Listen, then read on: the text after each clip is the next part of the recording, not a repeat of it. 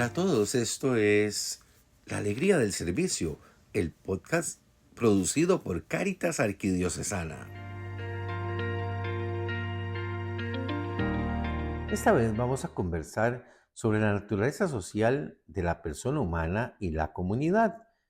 En nuestro episodio anterior habíamos planteado elementos básicos del principio fundamental de la dignidad de la persona humana y el respeto de la vida.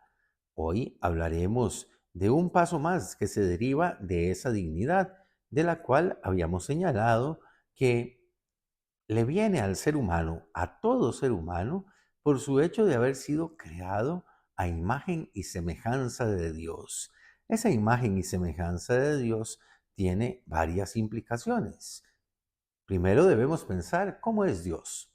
El Dios en el que creemos los cristianos católicos es un Dios trinitario que comparte una única naturaleza, es decir, es una comunidad de personas que vive en constante flujo de caridad. Ese flujo de caridad en un desborde nos ha creado a nosotros, los seres humanos, a todos y cada uno de nosotros. Vamos a hablar entonces de por qué la naturaleza social es un reflejo de la vida intratrinitaria y cómo esa vida intratrinitaria encuentra una expresión en la naturaleza social del ser humano y en su llamada a vivir en comunidad, de tal manera que podamos ir explorando otros aspectos de la vida humana que en esa forma de relacionarnos unos con otros, que llamamos la dimensión o la naturaleza social de la vida humana, va desplegando otros distintos elementos que aborda la doctrina social de la Iglesia, como pueden ser los derechos humanos, el bien común, la solidaridad, la subsidiariedad, la opción preferencial por los pobres, la participación política y nuestros deberes y derechos en la comunidad política. La afirmación que el individuo necesita de la comunidad no es nada sorprendente. Lo sabemos por el sentido común, aunque no fuera revelado. Lo que sí importa son las consecuencias de la vida en comunidad, las implicaciones para nosotros como creyentes cristianos y cristianas. Vamos a tomar en cuenta en este tema el capítulo 2 de la sección primera de la Constitución Pastoral sobre la Iglesia en el Mundo Moderno del Concilio Vaticano II, Gozos y Esperanzas, que también se conoce por su título en latín, Gaudium et Spes, publicada en el año 1965. Particularmente pondremos la mirada en los numerales 23 al 32. Luego de ver ese documento conciliar, veremos algunas de las encíclicas, sobre todo de San Pablo VI y San Juan Pablo II, y terminaremos acercándonos a algunos elementos más recientes en el magisterio de Benedicto XVI, de Francisco y del magisterio latinoamericano. La Constitución Pastoral sobre la Iglesia en el Mundo Moderno dedica todo un capítulo sobre la comunidad humana. Su punto de partida es que Dios nos hace una llamada a la comunidad. Dice esta Constitución Pastoral en el numeral 24. Dios, que cuida de todos con paterna solicitud, ha querido que los hombres constituyan una sola familia y se traten entre sí con espíritu de hermanos.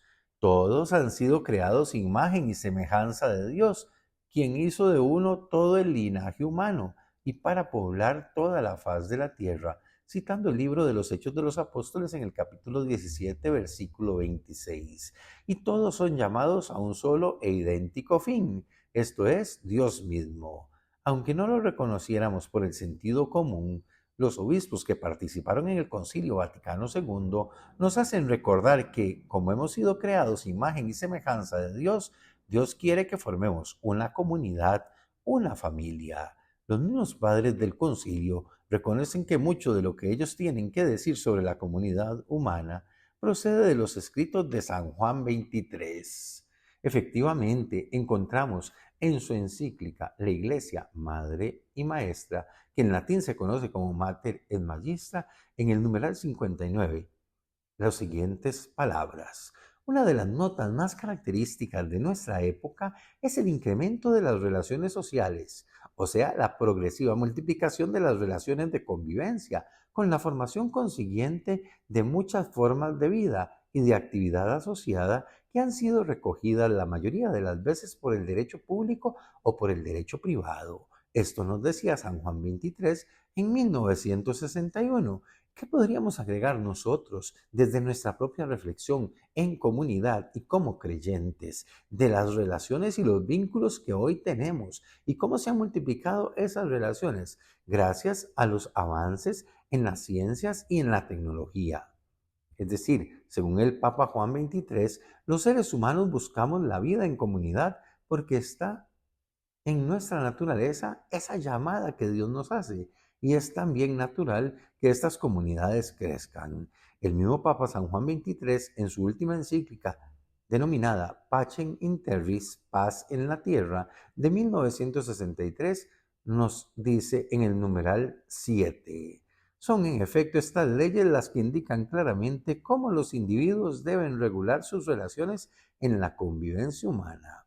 Las relaciones de los ciudadanos con la autoridad pública dentro de cada comunidad política, las relaciones entre estas mismas comunidades políticas, finalmente las relaciones entre todos los ciudadanos y comunidades políticas de una parte y aquella comunidad mundial de otra, que las exigencias del bien común universal reclaman urgentemente por fin se construya.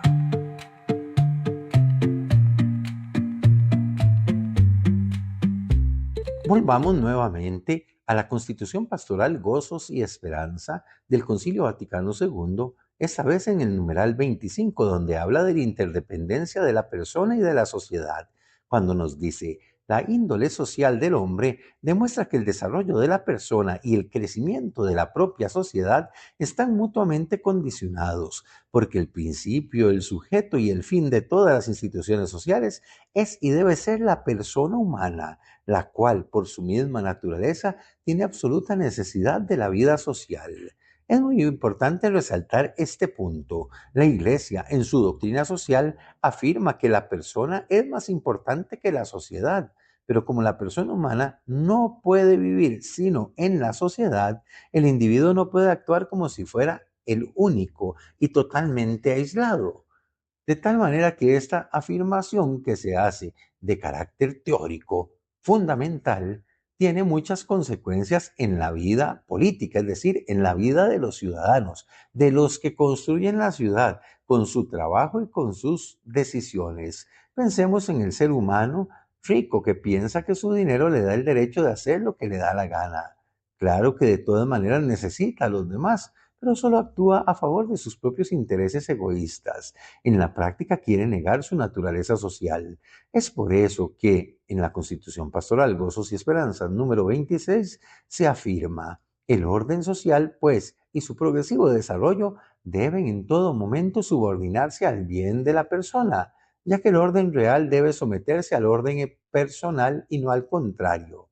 El propio Señor lo advirtió cuando dijo que el sábado había sido hecho para el hombre y no el hombre para el sábado. Tal vez llegados a este punto, usted y yo estemos preguntándonos ¿para qué vivir en comunidad? El siguiente punto que el magisterio social de la Iglesia, expresado por los padres que participaron en el Concilio Vaticano II y por los papas, es que los individuos existimos en la sociedad con el objetivo de trabajar a favor del bien común. El numeral 26 de la Constitución Pastoral, Gozos y Esperanzas, dice: la interdependencia cada vez más estrecha y su progresiva universalización hacen que el bien común, esto es, el conjunto de condiciones de la vida social que hacen posible a las asociaciones y a cada uno de sus miembros el logro más pleno y más fácil de la propia perfección, se universalice cada vez más e implique por ello derechos y obligaciones que miran a todo el género humano. Una vez presentado el tema del bien común, se hace evidente por qué la Iglesia insiste en la naturaleza social de la persona, porque es el deber de la persona velar por las necesidades de los demás, sobre todo de los más necesitados. De ahí que los padres del concilio, en el numeral 27 del ya citado documento, nos digan: en nuestra época principalmente urge la obligación de acercarnos a todos y de servirlos con eficacia cuando llegue el caso, ya se trate de ese anciano abandonado de todos, o de ese trabajador extranjero despreciado injustamente, o de ese desterrado, o de ese hambriento que recrimina nuestra conciencia recordando las palabras del Señor, Cuantas veces hicieron eso a uno de estos mis hermanos menores, a mí me lo hicieron, como nos cuenta el Evangelio según San Mateo en el capítulo 25, el versículo 40.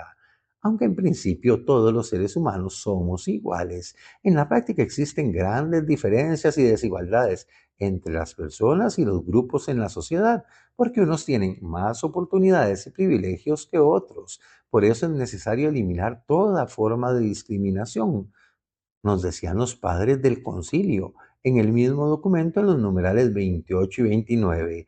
Toda forma de discriminación en los derechos fundamentales de la persona, ya sea social o cultural, por motivos de sexo, raza, color, condición social, lengua o religión, debe ser vencida y eliminada por ser contraria al plan divino. La igual dignidad de la persona exige que se llegue a una situación social más humana y más justa. Entonces, como cristianos debemos decidir libremente seguir el mandato del Señor a dedicarnos al trabajo de la justicia, pero los que viven en los extremos de la existencia, tanto los pobres como los ricos, no pueden ejercer esa libertad.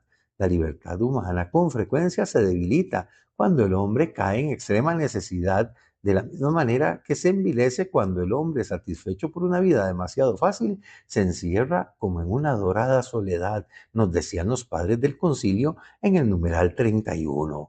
Los extremos no pueden participar de esa libertad tan amplia, y si pensamos un poco en la obra del Premio Nobel de Economía, Amartya Sen, que en el año 2000 publica su libro Desarrollo y Libertad, debemos también preguntarnos en qué medida contribuimos nosotros a que las personas, todas las personas en una sociedad, mediante la búsqueda y consecución del bien común como un camino para lograr el desarrollo, debemos preguntarnos junto con Amartya Sen cuál es nuestra contribución para que todos y todas efectivamente disfrutemos de la libertad y de las libertades más plenamente cada día.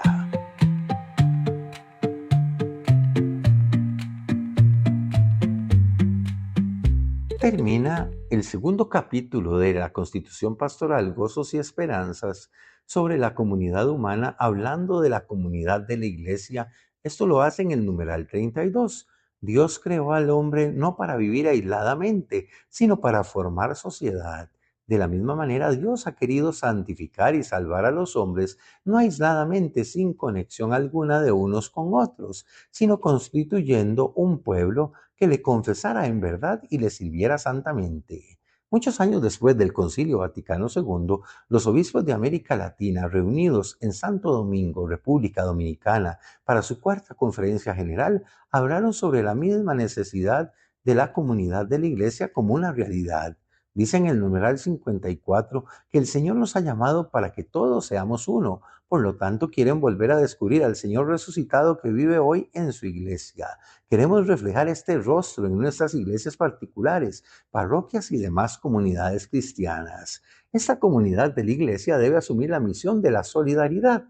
Esta solidaridad debe aumentarse siempre y hasta aquel día en que llegue su consumación y en que los hombres, salvados por la gracia, como familia amada de Dios y de Cristo hermano, darán a Dios gloria perfecta.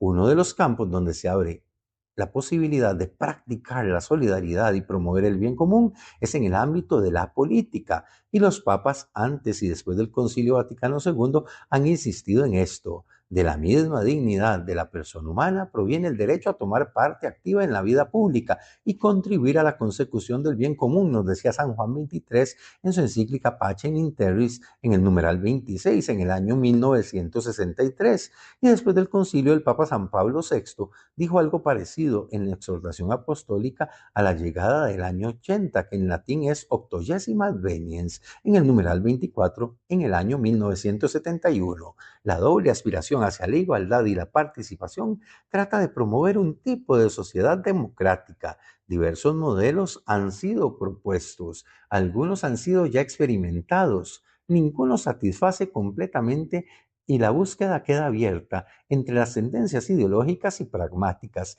El cristiano tiene la obligación de participar a esta búsqueda, tanto para la organización como para la vida de la sociedad política. Luego San Juan Pablo II desarrollará más este desafío de la participación política en su exhortación apostólica Los fieles cristianos laicos del año 1988, que en latín se conoce como Christi Fidelis Laici, y que además se va desarrollando todo un pensamiento alrededor de la participación política, eso que llamamos el compromiso sociopolítico de los cristianos, al punto de llegar también en el magisterio del Papa Francisco, en la encíclica Fratelli Tutti, que quiere decir en español hermanos todos, que es necesaria la buena política. Y esa buena política es aquella que favorece y busca deliberadamente, decididamente, la consecución del bien común.